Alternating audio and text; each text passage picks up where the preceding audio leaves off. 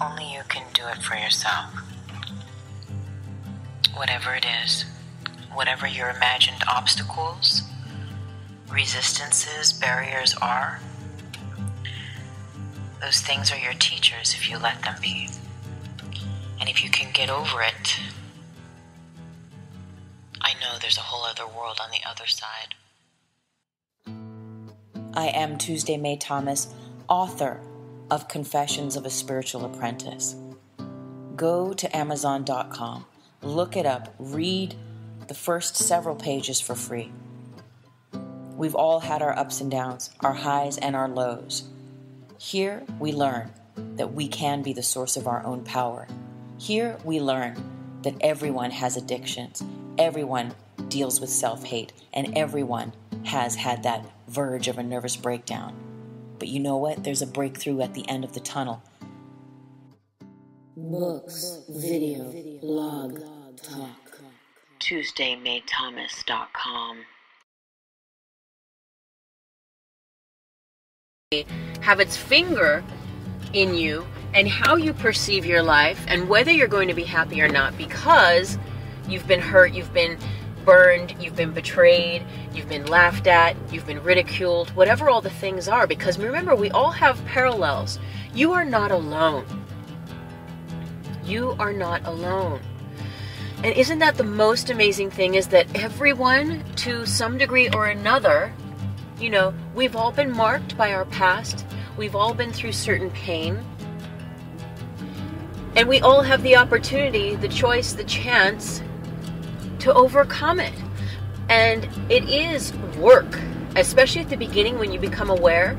It is work to continually call it out, to choose the high road, to change the energy consciously. You're being a conscious co-creator. You are being that alchemist, right? Like a nutty professor in your lab, in the lab of your true self. You're getting to constantly explore and recreate that true self, right? That is more and more and more aligned with its real truth,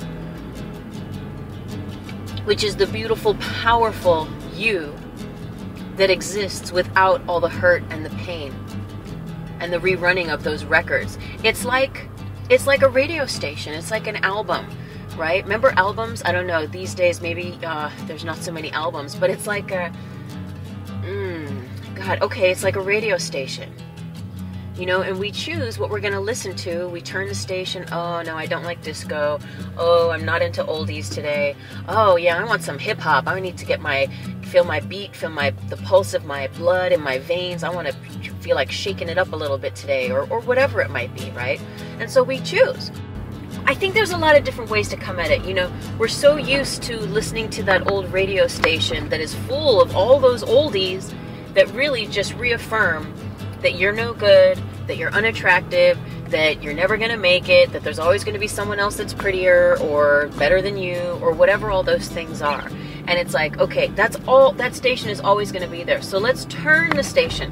Let's change the station. Let's change it to something completely different and see what happens. And I think this is of utmost importance, because you get to be your own teacher. And a lot of us don't want to be that teacher, right? It's easier to give that to someone else to help guide us. But this is why I'm using these podcasts as a means to share what I've learned. And maybe you will get the itch to start doing your work on your side of the court, so to speak. You know, I want to challenge you to not only change the station, but to also play a different song. I want to invite you on, whether it's a 3-day challenge, whether it's a 30-day challenge, but I'm going to join you, because you know what? All this self-debilitating down talk, it doesn't serve our higher good. It doesn't serve our well-being. I don't feel good or happy, right, when I'm just beating myself up constantly. I mean, sure, it helps me reaffirm my addiction to self-hate and self-loathing, and, you know, that I'm worthless, and et cetera, et cetera, et cetera. And that's that whole downward spiral. But if we are looking to change those reactions, to change that stuff, well, then we have a different realm we can experience it. So there's the challenge, right? Anytime you feel the insecurity, the low self-esteem, all those things that would usually trigger in your mind to become jealous, to become insecure, to feel less than worthy, I challenge you to erase it and put love there. That's the beginning. That's the beginning, is to recognize it and to change the energy at its source. And the source being that place that peeks its head up and knocks on your shoulder and says, hello, this is where you are in a habit of hating yourself. This is where you're supposed to be in the habit of demonstrating a lack of self-love. This is the part where you're supposed to rerun all those hurtful memories that keep you in a box and that keep telling you, no, you are not worthy, and yes, you will fail. Okay? You get to erase that and put love right there. The word love, the feeling love, the picture of love, however you perceive love. And the more expanded you can perceive it and be with it, what a different world, what a different life you would get to live without all of that shame, without all of that pain. How freeing, how liberating. It's time to start getting used to like exercising that other part of your consciousness, that other strength within you that is filled with positivity, that is always there as a well of love for you to call on. It's not easy. Why is it not easy? You know, we're coming up against very, very interesting realms that are making us explore all the parts of ourselves. Something universally is happening. And in the spiritual realm, you know, we call it, that we are changing vibrations. The whole earth is shifting from the third dimension to the fourth dimension to the fifth dimension to the sixth, you know, and all this and such. And if there's something to that, well, maybe this, you know, shift is always happening to some degree or another. And maybe at times, collectively, we feel this shift in bigger ways than at other times. You know, and if you have a voice and a means to help yourself and to help other people find their way, or just recognize that where they're at is okay, and it's actually, it may not be normal to want to commit suicide constantly, right? It may not seem normal to be depressed, but there are a lot of energy lines in this world that are just waiting for you to plug into them, that have only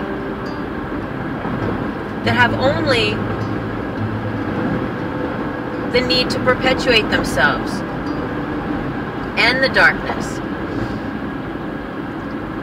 right? And it's so interesting because it's like being in a bad gang, being in a gang, and then you're like, you know what, I'm making a shift, or like being an addict, right? And hanging out with all your addict friends, your heroin brothers or sisters, and your fucking, you know, junkie crew, or your stoner crew, or your, you know, your gang that you go and you get drunk with every weekend. And when you're like, oh shit, I gotta start making some changes here, and you start to like, you know, announce these changes you're gonna start making, you're gonna start changing things, that everyone's like, whoa, what are you talking about? No, you're not. You can't go that fast. What are you doing? No, you know, and they try to keep you there so that they can not have to look at their own stuff or what they're doing. And it's so interesting because that's the way the energy in the world works too, where it's just like, as soon as you start realizing that you have a choice, and you've had a choice the whole time, you've just learned that perpetuating the negative is what you call reality, but it doesn't have to be. You have a choice, and you can fully choose to change that reality, to change how you see yourself, how you see the world, and it's one little baby step at a time. And it's one little baby step at a time. And you know what? It is love. When you fully walk in love, there's less room for fear. Jealousy, insecurity, lack of self-confidence, that is all abiding in the shadow of fear. Wow. Wow. So if I learn to love myself more and to just practice placing love, that energy of love will be with me, will surround me more. I will have it more at my fingertips to access and to tap into and to be with in like amazing ways that I never even knew. We are so hard on ourselves. We are so hard on ourselves. We are constantly beating ourselves up every single day. If you wrote down on a chalkboard every self-defeating thought you had on a day-to-day basis, you would be amazed. And check it out. It takes just as much energy to think a positive thought as it does a negative. And you get more for your return. Right? Because remember, you're plugging into not only the creation of your own positive thought, but you're plugging into all the other positive thoughts in the universe. Just by having the strength, using your willpower to create a positive thought of your own. Boom, you're linked in with all the other forces in the universe that are going to help you keep choosing another positive thought and another positive thought and another positive thought until you flip it and you're no longer having to be conscious like, oh shit, there's a bad thought, there's a negative thought, there's a limiting thought, this is self-hate, this is da-da-da. Until eventually it learns, that muscle becomes attuned to its work, to its job. You're putting it to work. And to the point where then it can be like, okay, boom, see, there it goes. It's attuned, it's aligned. You've created the wiring in the synapses in the brain. Everything knows its job, what to do. And you've given that more attention. So the body-mind feels like, okay, well, this is more important. Now this is my job. This is what I get to do. I'm going to choose love here as my new reaction instead of self-hate, instead of self-loathing, instead of turning to my addictions, right? You get to raise the energy, raise the vibration, and choose a new reality. You really, really do. I know it feels like there aren't choices that you can make at certain times. And this is where all this metaphysical, this spiritual stuff comes in tune, is that it's an inside job. And it sounds like, what the fuck does that mean? I know it does. It sounds like, how is that supposed to help me? This is an inside job. Well, it helps you if you are willing to understand that you are not a victim, and that what has happened, and it is done. And that happened and that is done. And the only way that can happen to you again is if you call it to you by deciding that that is your truth, and by living in the fear of that happening to you again and again and again. If you erase that and put love there, erase that and put love there, all those little gremlins, all those little negative parts of you that became accustomed to being fed by fear, right? And so much so that ultimately you created that instant in your reality over and over and over again. Confidence is a choice. We don't realize it's a choice, but I think especially when we're working through patterns that really destroy your self-love, because really love and self-love equals confidence. Choosing love, placing love, being in the space of love allows yourself infinite confidence, and it allows others to be in their power too. So there are no comparisons. There are no power struggles. Books, video, blog,